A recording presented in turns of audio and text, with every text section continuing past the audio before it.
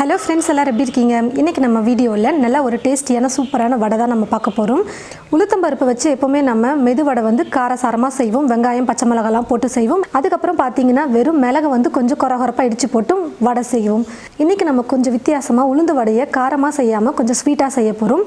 ரொம்ப ஹெல்த்தியான ரெசிபி, நல்ல டேஸ்டியாக சூப்பராக இருக்கும். இனிப்பு உளுந்து வடை செய்கிறது வந்து பார்த்திங்கன்னா ரொம்ப ஈஸி. நல்லா டேஸ்டியாக வாங்க எப்படி செய்கிறதுன்னு பார்க்கலாம். உளுத்தம்பருப்பு 230 கிராம் எடுத்திருக்கேன். அதாவது நீங்கள் கப்பில் அளந்துக்கோங்க, கரெக்டாக இருக்கும். இந்த கப்பில் நான் எடுத்ததுக்கு 230 கிராம் இருக்குது. நீங்கள் எந்த கப்பில் எடுக்கிறீங்களோ அந்த கப்லேயே மற்ற பொருளையும் நீங்கள் அளந்து எடுத்துக்கணும். இப்போ ஒரு கப் உளுத்தம்பருப்பை வந்து நான் தண்ணியில் நல்லா ஒரு 2 முறை கழுவிட்டு ஊற வச்சுக்க போகிறேன். குறைஞ்சது 1 மணி நேரம் இல்லை 1.5 மணி நேரத்துக்கு உளுத்தம்பருப்பை நல்லா ஊற வச்சுக்கலாம். உளுத்தம்பருப்பை 1.5 மணி நேரத்துக்கு நல்லா தண்ணியில் ஊற வச்சு எடுத்துக்கிட்டேன். 1 மணி நேரம் அப்படி இல்லைனா 1.5 மணி நேரத்துக்கு நல்லா ஊற வச்சு எடுத்துக்கோங்க. நான் வந்து இப்போ 1.5 மணி நேரத்துக்கு நல்லா ஊற வச்சு தண்ணியில் நல்லா 2 முறை இப்போ திரும்ப எக்ஸ்ட்ரா நான் வந்து அலசி எடுத்துக்கிட்டேன். இப்போ இந்த தண்ணியை வடிச்சிட்டு ஒரு வடிகட்டியில் சேர்த்துக்கலாம். இந்த மாதிரி வடிகட்டியில் உளுத்தம்பருப்பை போட்டு வச்சுருங்க. ஒரு 2 நிமிஷம் வச்சா போதும். இருக்கிற எக்ஸ்ட்ரா தண்ணியும் நல்லா ட்ரை ஆகிட்டு வந்துடும். தண்ணி நல்லா வடிஞ்சதுக்கப்புறமா ஒரு மிக்ஸி ஜார் எடுத்துக்கிட்டு மிக்ஸி ஜாரில் உளுத்தம்பருப்பு சேர்த்துக்கலாம். கொஞ்சம் கூட தண்ணியே இல்லாத மாதிரி நல்லா வடித்ததுக்கப்புறமா உளுத்தம்பருப்பை சேர்த்துக்கணும். இந்த மாதிரி ஓரளவுக்கு மாவை கொஞ்சம் கொரகொரப்பாக அரைச்சதுக்கப்புறமா சர்க்கரை சேர்த்துக்கலாம். இதுக்கு மேலே வந்து பார்த்தீங்கன்னா சுத்தாது. மாவு வந்து ரொம்ப கெட்டியாக இருக்குது பாருங்கள். தண்ணி சேர்த்தா தான் வந்து பருப்பு அரைப்பட்டு வரும். அதனால் தண்ணியை நம்ம சேர்க்கக்கூடாது. தேவைப்பட்டால் மட்டும்தான் சேர்க்கணும். முடிஞ்ச அளவுக்கு தண்ணி சேர்க்காமல் அரைக்கிறது தான் நல்லாயிருக்கும்.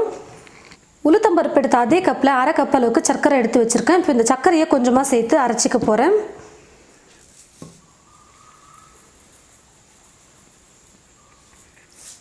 பாருங்கள் ஃப்ரெண்ட்ஸ், சர்க்கரை சேர்த்து அரைக்கும் போது கொஞ்சம் தண்ணி விட்ட மாதிரி இருக்கும். சர்க்கரை சேர்த்து அரைக்கும் போது கொஞ்சம் ஈரப்பதமாக இருக்கிற மாதிரி இருக்கும். அப்போ நமக்கு தண்ணியெல்லாம் சேர்க்கவே வேணாம். நல்லா நைஸாக தண்ணி சேர்க்காமல அரைச்சி எடுத்துக்க முடியும். நான் வந்து கொஞ்சம் கூட தண்ணி சேர்க்கலை, தண்ணி சேர்க்காமல அரைச்சி எடுத்துக்கிட்டேன். இப்போ இது ஒரு பாத்திரத்தில் மாற்றிடலாம்.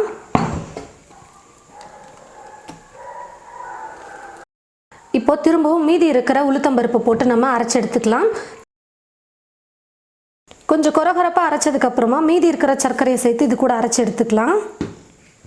நான் எடுத்திருந்த உளுத்தம்பருப்பு வந்து பார்த்திங்கன்னா மிக்ஸி ஜாரில் 2 முறை போட்டு கொஞ்சம் சர்க்கரை சேர்த்து அரைச்சி எடுத்துக்கிட்டேன். நம்ம என்ன தான் ஸ்வீட் செஞ்சாலும் கூட கொஞ்சம் உப்பு சேர்த்து செய்யும் போது அந்த ஸ்வீட் வந்து நல்லா தெரியும். 1 சிட்டிகை அளவுக்கு உப்பு சேர்த்துக்கிறேன். ஏலக்காய் தூள் 2 சிட்டிகை அளவுக்கு சேர்த்துக்கிறேன். இது வந்து ஆப்ஷனல் தான், நீங்கள் வேணான்னா ஸ்கிப் பண்ணிக்கலாம். வடை வந்து நல்லா எழும்பி சாஃப்டாக வரத்துக்காக சோடா உப்பு சேர்த்துக்க போகிறேன். 2 சிட்டிகை அளவுக்கு சோடா உப்பு சேர்த்துக்கிறேன். அரிசி மாவு 2 ஸ்பூன் அளவுக்கு சேர்த்துக்க போகிறேன். பச்சை அரிசி மாவு, கடை மாவு தான் இது. நம்ம எடுத்துருக்கிற உளுத்தம்பருப்புக்கு 2 ஸ்பூன் போதும், கரெக்டாக இருக்கும். இப்போ இது எல்லாத்தையும் சேர்த்து நல்லா மிக்ஸ் பண்ணிக்கலாம்.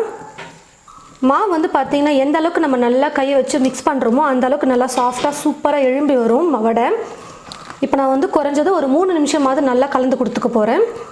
எந்த கப்பில் நம்ம உளுத்தம்பருப்பு அளந்து எடுக்கிறோமோ அதே கப்பில் 1/2 கப் அளவுக்கு சர்க்கரை சேர்த்தோம்னா கரெக்டாக இருக்கும். அதாவது தண்ணி சேர்க்காமல் சர்க்கரை பருப்பு மட்டும் சேர்த்து அரைக்கும்போது நல்லா கெட்டியாக இந்த மாதிரி ஒரு வடைக்கு.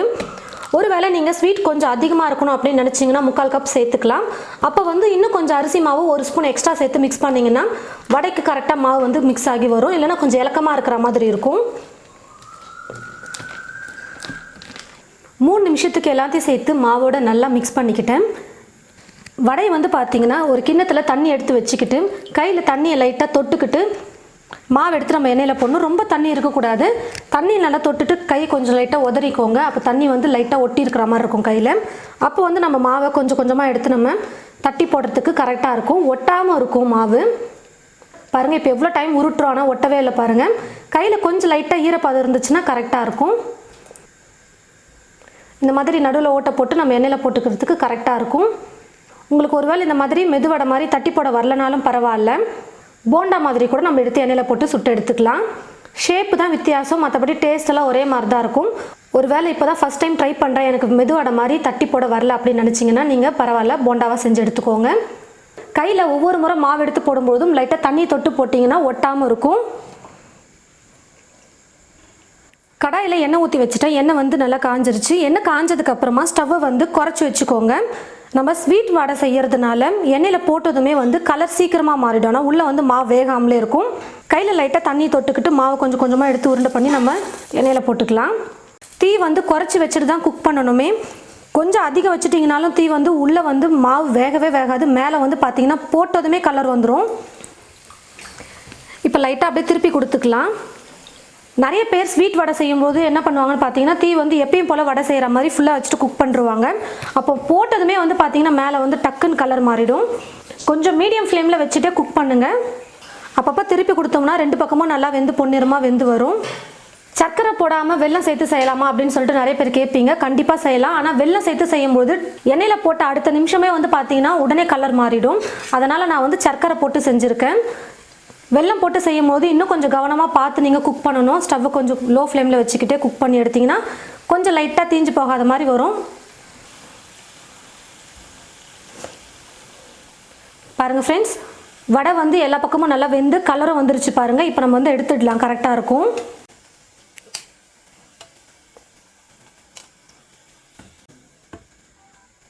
எவ்வளோ நல்லா சூப்பராக நல்லா குண்டு குண்டாக வந்திருக்கு பாருங்கள். வடை சாஃப்டாக சூப்பராக வந்திருக்கு. இப்போ திரும்பவும் கையில் லைட்டாக தண்ணி தொட்டுக்கிட்டு கொஞ்சம் கொஞ்சமாக மாவு எடுத்து நம்ம எண்ணெயில் போட்டு எடுத்துடலாம். பாருங்கள் ஃப்ரெண்ட்ஸ், இனிப்பு உளுந்து வடை வந்து நம்ம செஞ்சிட்டோம். 200 கிராம் உளுத்தம்பருப்புக்கு எனக்கு கிட்டத்தட்ட ஒரு 25லேருந்து 27 வடை வந்துச்சு. நல்லா பெருசாக குண்டு குண்டாகவே நான் செஞ்சுருக்கேன் பாருங்கள். இதுக்கே வந்து இவ்வளோ வடை வந்துச்சு. நல்லா புசு புசுன்னு வடை எண்ணெயில் போட்டதுமே சூப்பராக எழும்பி நல்லா வந்திருக்கு பாருங்கள். உள்ளெல்லாம் வெந்து நல்லா சூப்பராக வந்திருக்கு வடை. மேலே லைட்டாக கிறிஸ்பியாக உள்ளே வந்து நல்லா சாஃப்டாக வடை வந்து சூப்பராக வந்திருக்கு டேஸ்ட்டு.